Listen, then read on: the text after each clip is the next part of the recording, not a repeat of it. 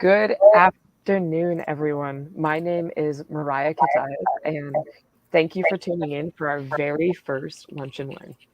So, we're really excited to have this happen, and to make this Lunch and Learn even better, we have actually we have guests from other counties today that are going to be here alongside us. So, before they introduce themselves, just friendly reminder to people watching this live, if you have any questions or comments, please feel free to write it, and then we will actually see them live time on the screen so that we can answer them in live time during this. If you are watching this recorded, please feel free to still write comments, and we will try to keep track and respond to them as we can. But now I will let our guests introduce themselves, say where they work and what they do.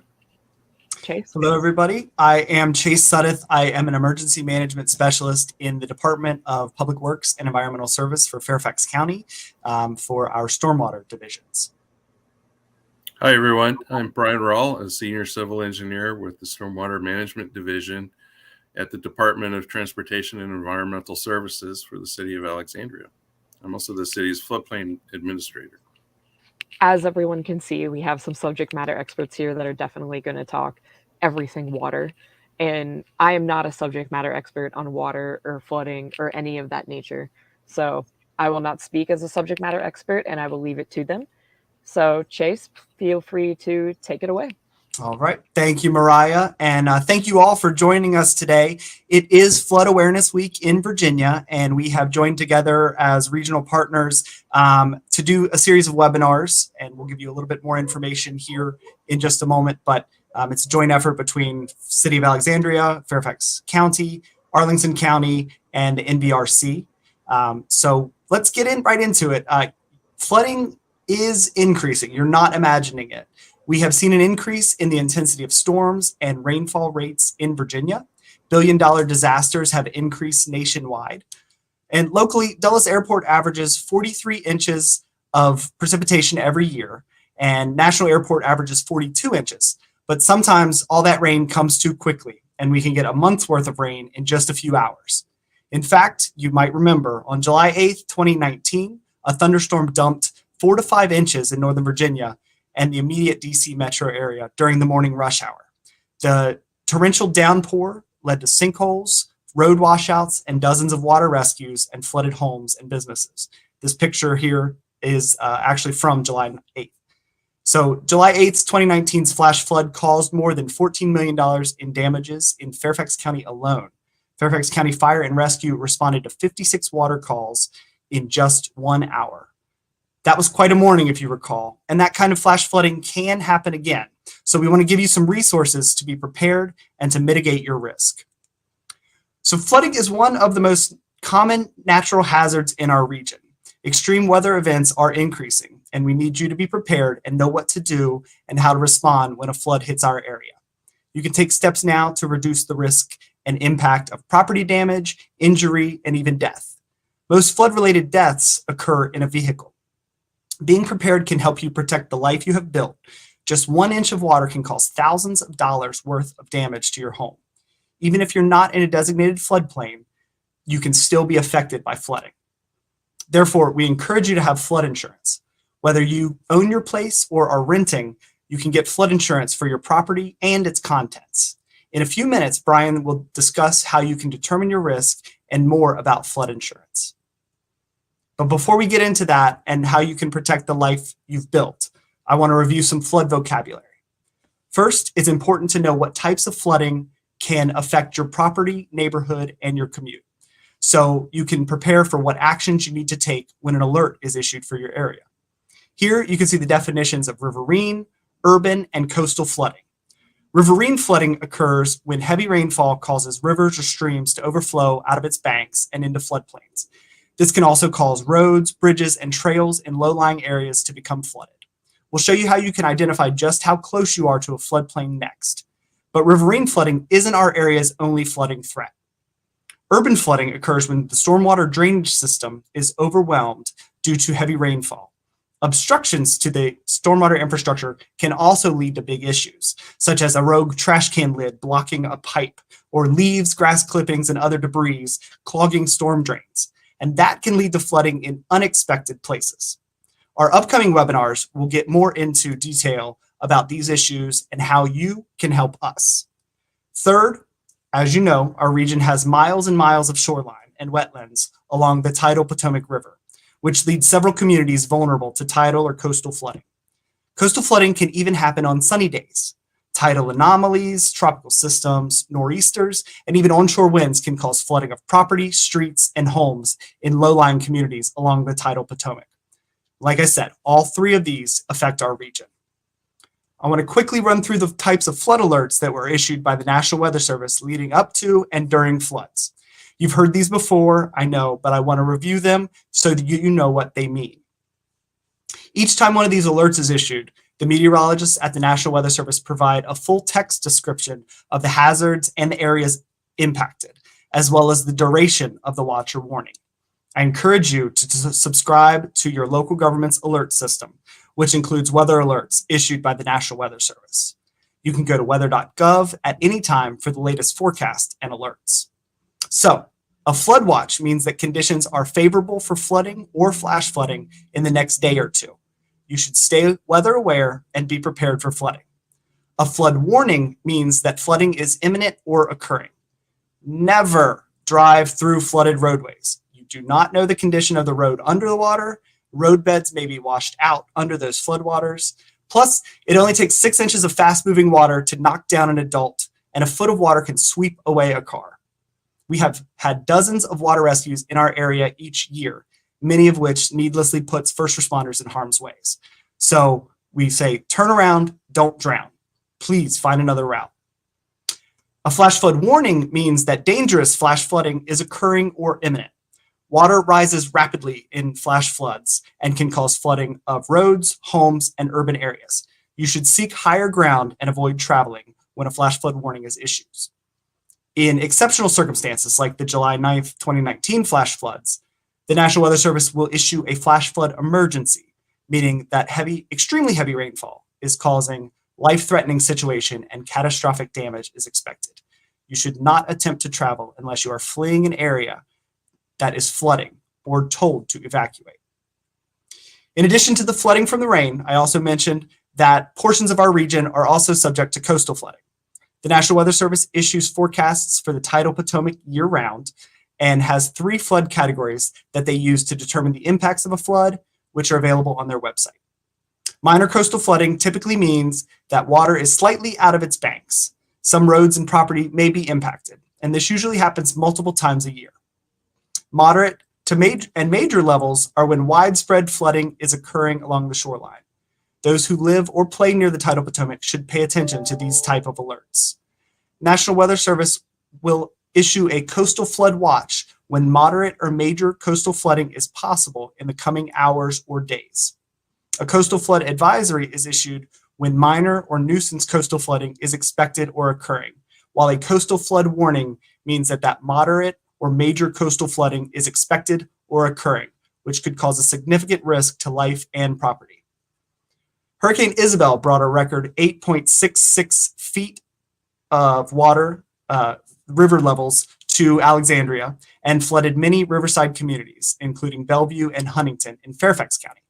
More recently, in October 2021, the Potomac River crested at 5.99 feet in Alexandria and flooded parts of Old Town, the Wharf in DC, Annapolis, and other areas in our region.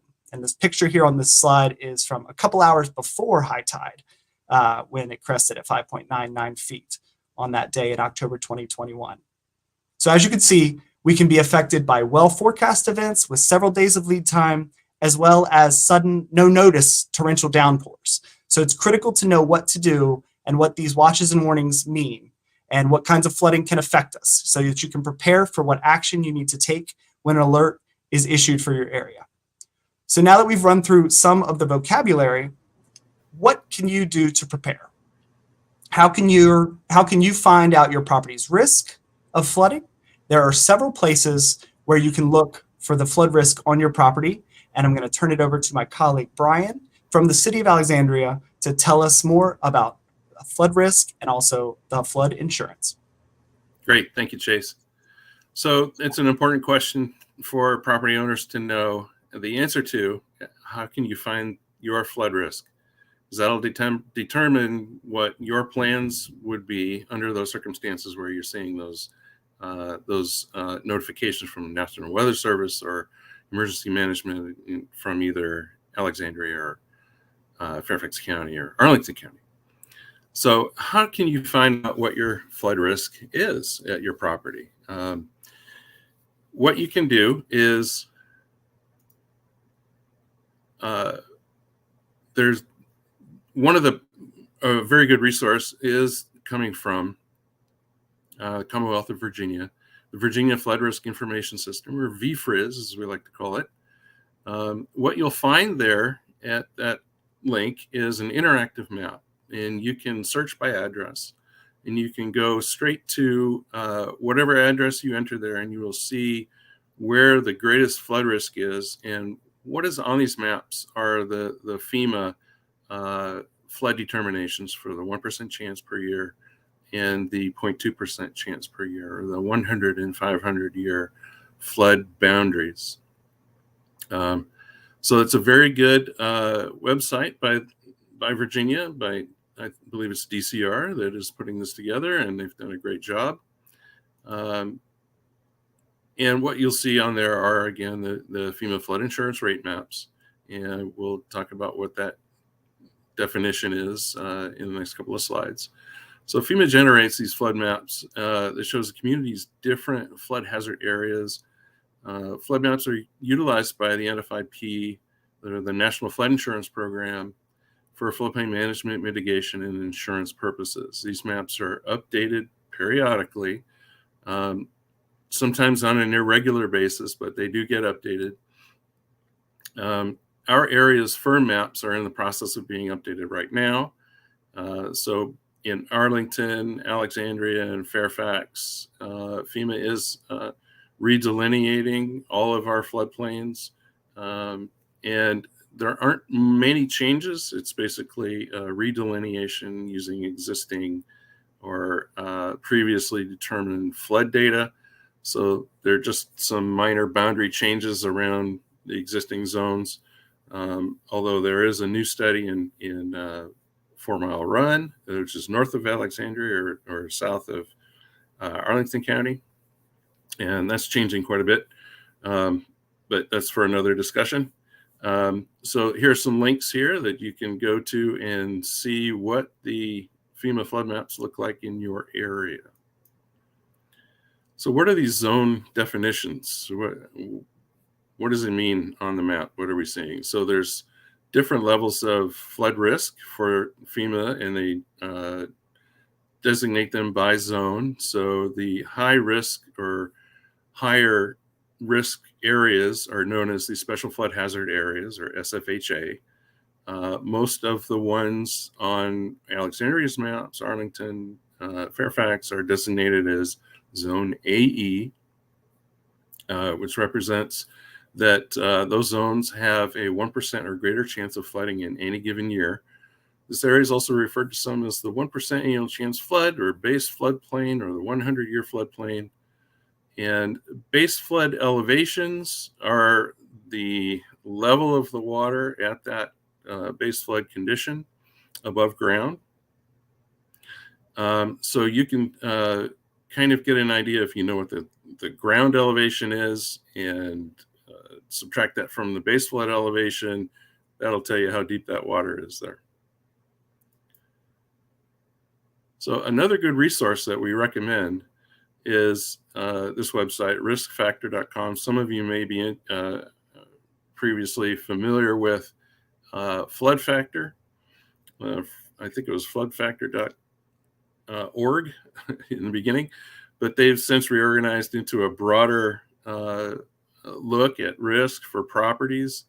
They look at flooding, earthquakes, I think, and fire and wind risks to properties in these areas, and they cover more than what FEMA is looking at. So they take a more holistic overland look at what the flood risks are for specific areas. in much greater detail than what's on the FEMA maps.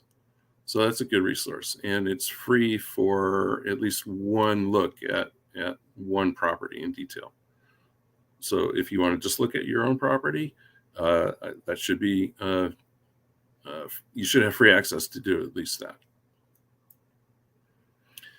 So what if you discover that you're in a higher risk flood zone? What does that mean? What happens? So if you have a mortgage from a federally regulated lender, or you purchase a house in the FEMA SFHA, you are required by federal law to carry flood insurance if you have a mortgage, a federally backed mortgage. Please contact your insurance agent to get more information and learn what the best rates are from the National Flood Insurance Program. Statistically, over the life of a 30-year loan, you're about 3 times more likely to have a flood in your home than a fire. And most homeowners insurance policies don't provide coverage for damage due to flooding. Rates for flood insurance for properties newly mapped into the floodplain may be lower before the new maps become effective.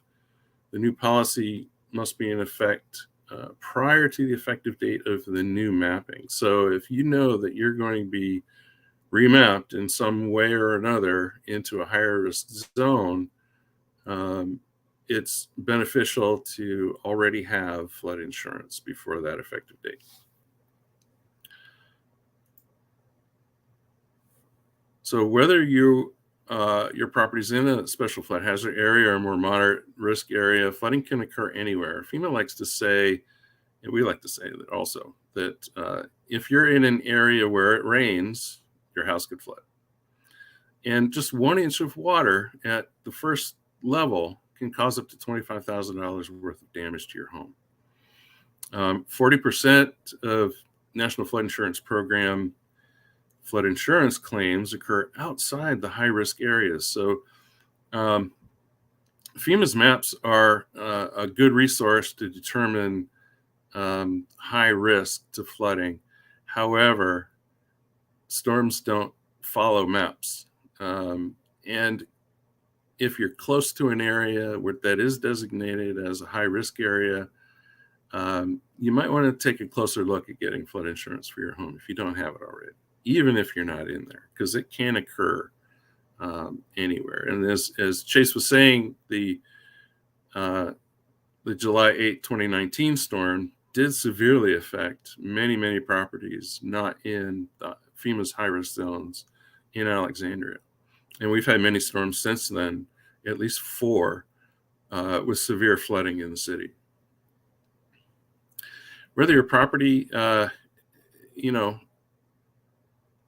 insurance, the cost is approximately estimated about $60 a month for the lowest areas. FEMA has gone through a program that's called Risk Rating 2.0, and this occurred last year. They are looking to smooth out the differences close to a flooding source to make things more equitable. It used to be that if you were in the SFHA, you'd be paying a much higher rate than your neighbor if the line went between your homes. Now FEMA is trying to spread that out, so costs are going down a little bit in the high hazard flood area and up a little bit that's out but close. So it's important to contact your homeowner's insurance provider to try and find out what your current rates are for flood insurance in or out of the floodplain. And there's typically a 30-day wait period for effective dates on coverage. FEMA does this for obvious reasons. So you want to have it in place before the threat of a storm comes so that you can be covered. So what is the National Flood Insurance Program? So the federal government recognized in the late 60s that something needed to be done about flooding disasters and helping communities be more resilient. So they instituted this National Flood Insurance Program, and communities and jurisdictions need to participate in this program to allow residents in those jurisdictions to purchase flood insurance. All of our Northern Virginia communities do participate in the National Flood Insurance Program. So any resident, you don't have to be in the floodplain to purchase flood insurance. Any resident in Arlington, Alexandria, and Fairfax may purchase flood insurance, no matter if you're in the flood zone or not. And the reason that is that communities must adopt and enforce floodplain management ordinance to reduce future flood risks to new construction and retrofits and substantial improvements to buildings in special flood hazard areas. So with the National Flood Insurance Program, they did develop some minimum standards for development and redevelopment for properties in the floodplain, ensuring that buildings are at least at a minimum reasonably safe from flooding. So flood insurance is a separate policy that can cover buildings, contents in buildings, personal property, or both. So it's important to protect your most important financial assets, your home, your business, your possessions. This flood insurance is available to property owners, renters, and businesses. And having this coverage helps gives some resiliency to build back after a disaster or flood. Flood insurance is available to the 23,000 participating communities in the National Flood Insurance Program. Okay, so here comes some tricky stuff. So National Flood Insurance and basements. So the NFIP defines a basement as a sunken area that's below ground on all four sides. And if this area is below a base flood elevation, it can be a problem to have actual coverage that could help you recover from a flood.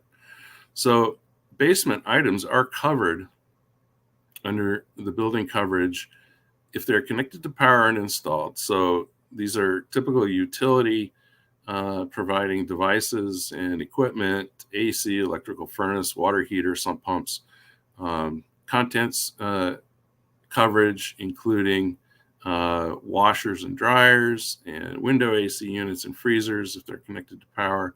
What's not covered are personal, electric devices, furniture, and if you have a finished basement, the finishings to the basement are not covered by flood insurance. TVs, carpet, baseboard trim, drywall, those things aren't covered under flood insurance. So it's important to be prepared and stay informed. There's several resources for making an emergency plan available. We can give you some pointers on building emergency kits. You can find that information online. You can subscribe to government. This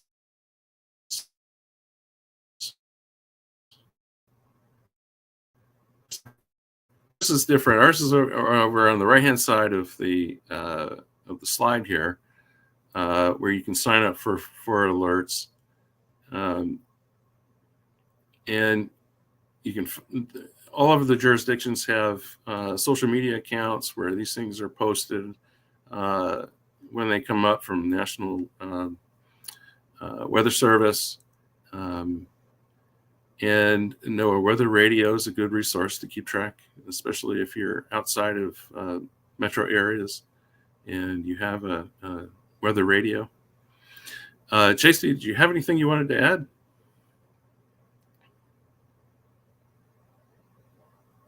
Oh, sorry, you're on mute. Jim?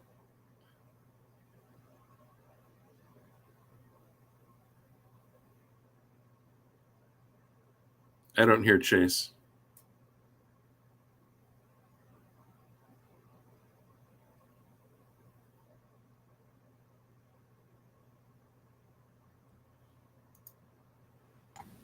Hey, Brian. So it seems Chase is having some audio issues, so I guess you're stuck talking to me again. Okay. But hopefully, Chase will get back soon. Um, as someone that works for Fairfax County EM, I am definitely happy to see Fairfax alerts on there. And I know that we have tons of partners here, such as Alexandria and City of Alexandria, and Arlington played a huge part in this, and so did Enverse. But, you know, Fairfax alerts for our residents here that do live in Fairfax County. If you're not signed up, please fix that as soon as possible. And then there's one thing, Brian, that you said that I really, really liked, and that it was flooding doesn't care about borders. And I think that is a great way to explain why all these groups are here today and why we're working together to make a regional campaign. Because the reality is flooding, natural hazards, they don't care what county they're in, they don't care what city they're in. So it really is a regional issue. And this shows that we are working together to fight this issue, to make it better and to get the education more out there. And I think that is so important. Now, a question I have for you, if you're ready.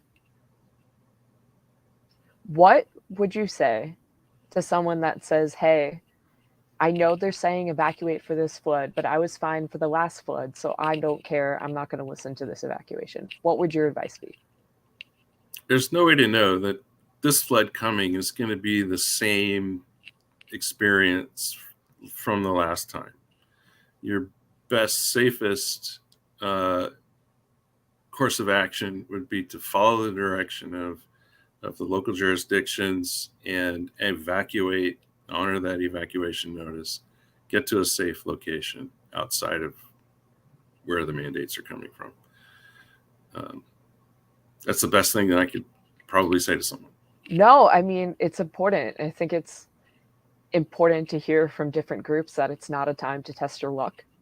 And it's not a time to, say, hey, floods don't really matter to me because I don't live on the beach.